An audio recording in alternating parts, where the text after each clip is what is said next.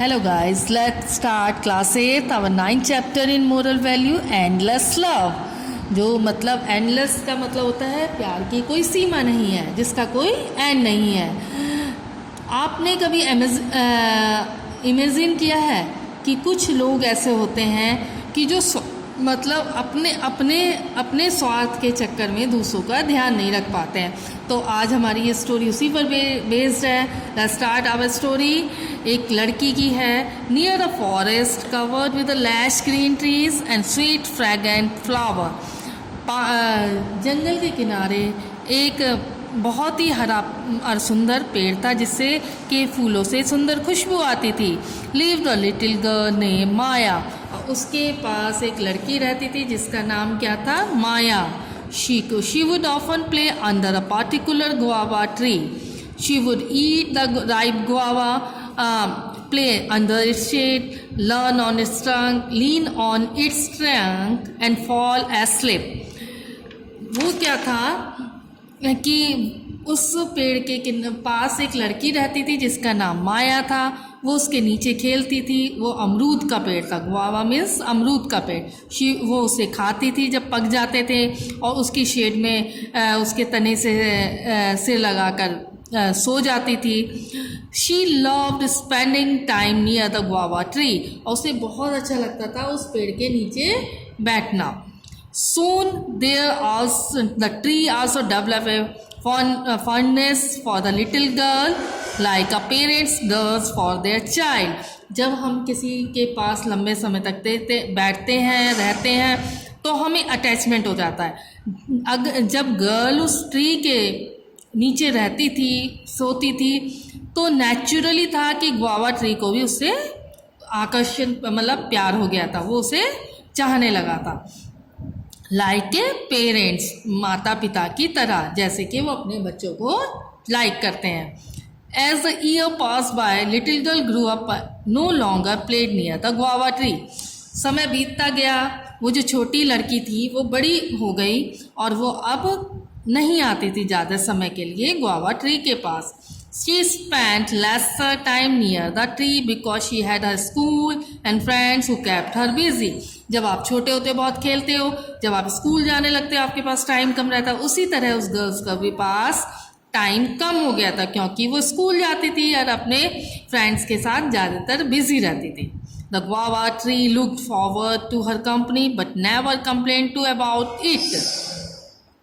Guava tree जो था उसे उसकी कंपनी अच्छी लगती थी लेकिन उसने कभी उसको कंप्लेन नहीं की, कभी उसे शिकायत नहीं की। One day she return to the tree with a friend.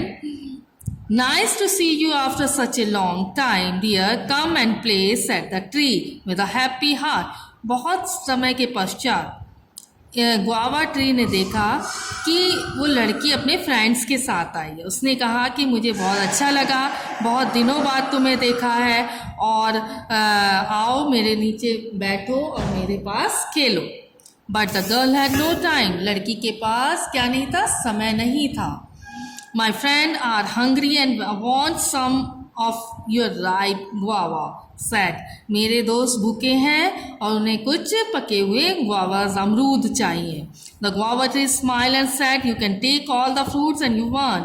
Guava tree ने स्माइल किया और कहा तुम्हें जितने फ्रूट्स चाहिए तुम ले लो, जितने तुम्हें अमरूद चाहिए तुम ले लो। देखो गर्ल ने जो मांगा ट्री ने वो दिया ना उसे। तो now move on to the next page. The girl and her friend took lots of guava and went away happily. उसके दोस्तों ने बहुत सारे अमरूद लिए और क्या खुशी खुशी चले गए। देखिए उसने पेड़ ने जो उसने मांगा वो ही दिया। The girl did not visit the tree for a few years.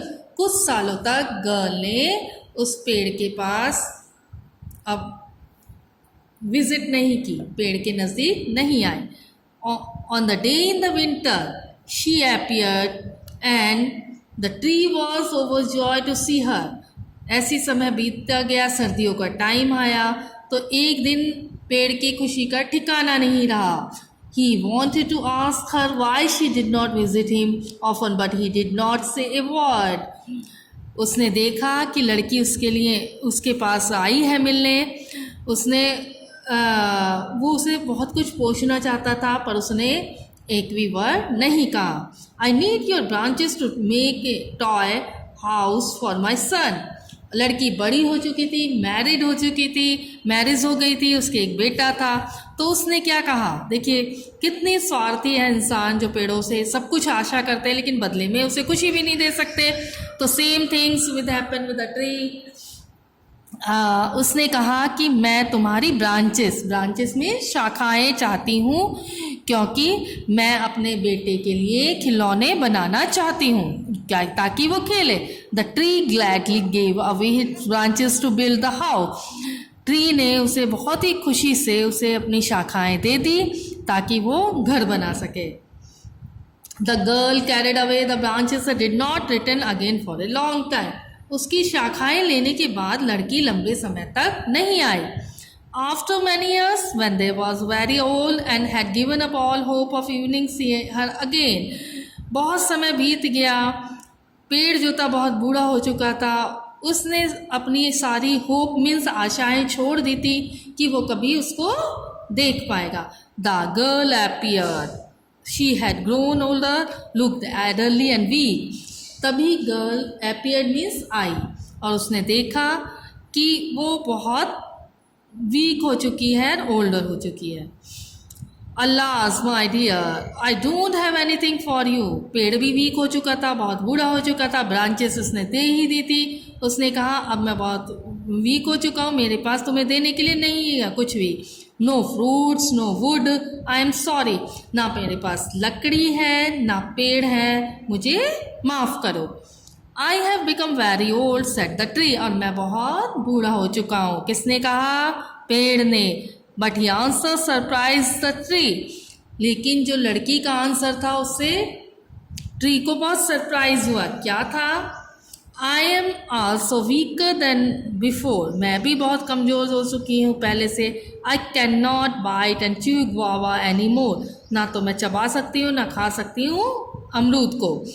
And too old to make use of wood. और लकड़ियों का यूज़ भी नहीं कर सकती क्योंकि मैं बहुत बूढ़ी हो चुकी। Said the elderly lady.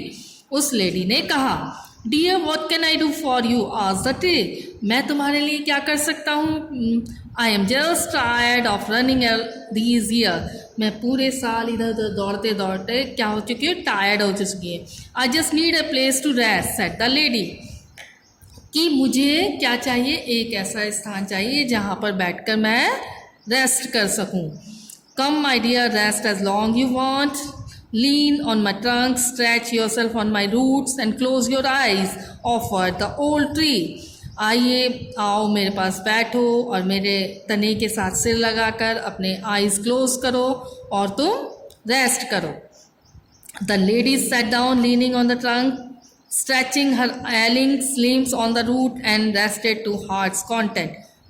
एडरली lady ने क्या किया? उसके तने से अपने शरीर को लगाकर बैठ गई और आइज़ क्लोज कर कर वो एकदम मतलब कि अपने पैरों को फैला स्ट्रेच किया और वहाँ पर रेस्ट करने लगी। The tree smile its heart brimming with affection.